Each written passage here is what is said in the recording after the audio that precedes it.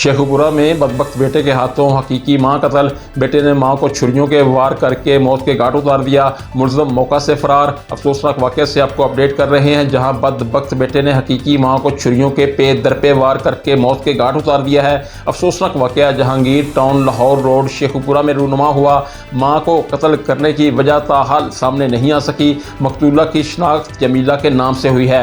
इंतहाई अफसोसनाक, इंतहाई दिलखराश ये खबर है जो आपको दी जा रही है, जिसमें हकीकी बेटे ने मां को छुरियों के पे दर पे वार करके मौत के घाट उतार दिया है। मुलज़म मां को कत्ल करने के बाद फरार हो गया है। कत्ल की वजह ताहाल सामने नहीं आ सकी और मुलज़म भी ताहाल गिरफ्तार नहीं किया जा सका।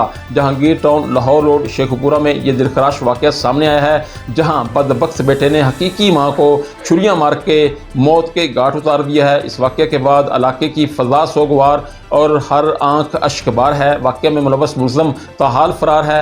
मुलज़म ने अपनी हकीकी मां को कत्ल क्यों किया, अभी तक ये वजह सामने नहीं आ सकी।